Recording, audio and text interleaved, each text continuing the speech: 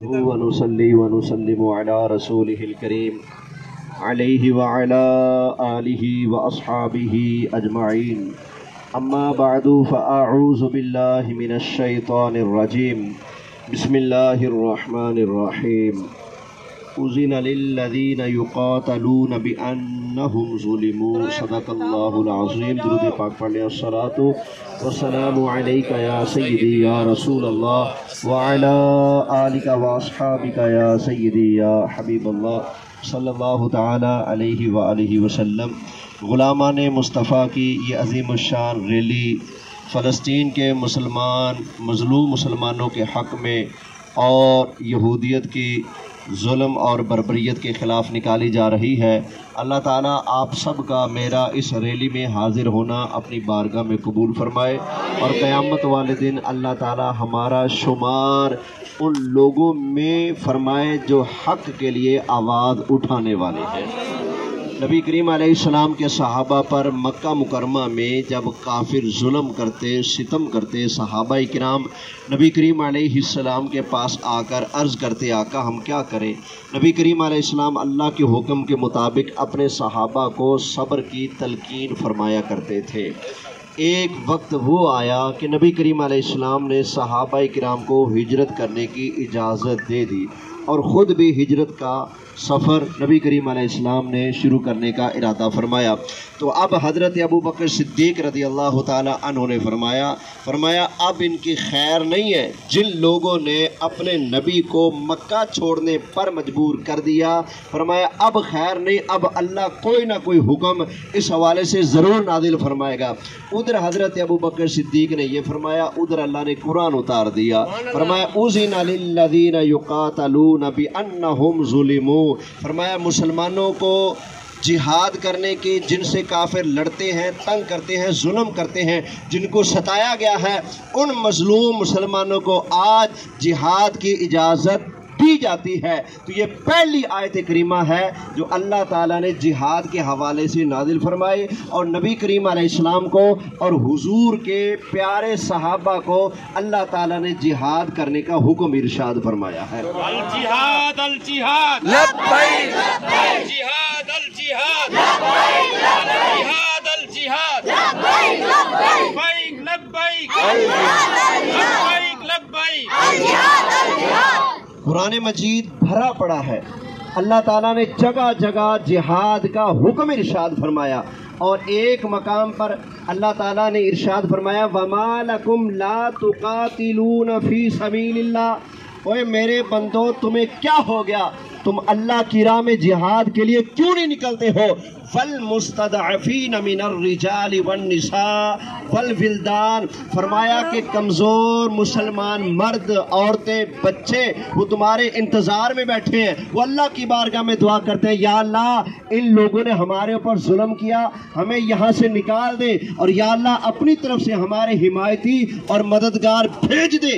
اللہ فرماتا ہے وہ مظلوم مسلمان ہیں، وہ ظلم سے تنگ آ کر اللہ کی بارگاہ میں دعائیں کرتے ہیں یا اللہ ہمارے حمایتی بھیج۔ مسلمانوں تمہیں کیا ہو گیا، تم ان مسلمان مردوں عورتوں بچوں کے حق میں جہاد کے راستے پر کیوں نہیں نکلتے؟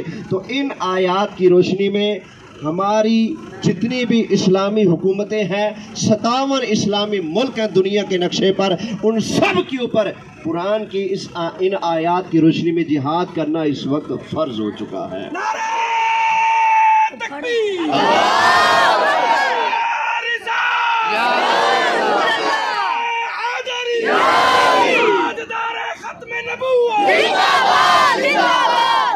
لیکن تھوڑا سا فرق بتا دوں، کچھ فرض ہوتے ہیں جن کا مخاطب عام و خاص سارے مسلمان ہوتے ہیں اور کچھ فرض ہوتے ہیں جن کا مخاطب ہر بندہ نہیں ہوتا۔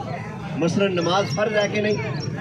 ہر بالغ مسلمان عاقل بالغ پر نماز کیا ہے، چاہے شہر میں رہتا ہے چاہے دیہات میں رہتا ہے، چاہے مسافر ہے چاہے مریض ہے چاہے مقیم ہے چاہے غریب ہے چاہے امیر ہے چاہے شہری ہے یا دیہاتی ہے، ہر مسلمان کے اوپر نماز کیا ہے، یہ وہ فرض ہے جو کسی کو معاف۔ اچھا اسی طرح روزے، جو عاقل ہے بالغ ہے مسلمان مرد ہو عورت ہو ان سب کے اوپر روزے کیا ہیں؟ امیر و غریب ہو کوئی فرق ہے؟ روزے سب پر کیا ہیں؟ فرض ہے۔ لیکن زکوٰۃ فرض ہے کس پر؟ امیر پر، غریب پر فرض ہے، جو صاحب استطاعت ہے اس کے اوپر زکوٰۃ فرض ہے، ہر مسلمان پر زکوٰۃ فرض ہے۔ اسی طرح حج فرض ہے، لیکن کیا ہر بندے پر فرض ہے؟ بولیے نہیں، اس لیے کہ جو صاحب استطاعت ہے، جو اس دائرے میں آتے ہیں، ان کے اوپر حج فرض ہے، ہر مسلمان کے اوپر حج فرض نہیں ہے۔ اسی طرح جہاد بھی فرض ہے، لیکن ہر مسلمان مرد عورت بچے پر فرض بعد میں ہوتا ہے، سب سے پہلے یہ فرض اسلامی حکومتوں کے کندھے پر آتا ہے۔ ہمارے جتنے بھی اسلامی حکمران ہیں، ہماری فوج کے جتنے بھی آفیسر ہیں، ہمارے جتنے بھی ادارے ہیں، حکومتی افراد ہیں، ان سب کے اوپر جہاد سب سے پہلے فرض ہوتا ہے۔ جب حکومتیں ختم ہو جائیں، فوج مر جائے، کوئی نہ بچے دفاع کرنے والا، سب سے آخر میں عوام کے اوپر جہاد فرض ہوتا ہے۔ لیکن اللہ کی شان، جن کا نمبر سب سے آخر میں آتا ہے، وہ تو ڈنڈے سوٹے اٹھا کر تیار ہیں۔ الجہاد الجہاد لبیک لبیک، جہاد الجہاد لبیک لبیک لبیک، فلسطین زندہ باد، فلسطین زندہ باد، اور جن کا سب سے پہلا فرض بنتا ہے اللہ کی راہ میں جہاد کرنا، ہماری حکومتیں، ہماری افواج، وہ بیچارے مذمت تک نہیں کرتے۔ شاہ صاحب فرما رہے تھے تم مذمت نہیں کر سکتے تو مرمت کیا کرو گے؟ توجہ ہے نا، مذمت تک انہیں کرنے کی جرت نہیں ہوئی، الٹا انہیں پتہ چلا ہے کہ عاشقان رسول تحریک لبیک والے ریلی نکال رہے فلسطین کے حق میں، تو انہوں نے ان کے کارکنان کو، ہمارے علماء کرام کو گھروں سے اٹھانا شروع کر دیا۔ کیوں؟ عاشقوں کا سمندر اٹھ کر آئے گا، وہ مطالبہ کریں گے، مسلمان مظلوم ہیں، ان کے حق میں آواز اٹھائیں گے، اور ظالموں تم ظلم کے خلاف آواز نہیں اٹھا سکتے، کم از کم غریبوں کو احتجاج کرنے کا تو حق دو نا۔ یہ کیا طریقہ کار ہوا؟ ہم اپنی فوج سے اور اپنی اسلامی حکومتوں سے یہ مطالبہ کرتے ہیں جہاد کا اعلان کیا جائے۔ اگر تم کمزور ہو نہیں کر سکتے تو یہ سنی عوام تمہارے ساتھ مل کر الجہاد الجہاد الجہاد الجہاد لبیک لبیک۔ ہماری اس ریلی کا مقصد بھی یہی ہے کہ ہم ایک تو حق کے ساتھ کھڑے ہونے والوں میں ہم شامل ہو جائیں، مظلوموں کے حق میں آواز اٹھانے والوں میں ہمارا شمار ہو جائے۔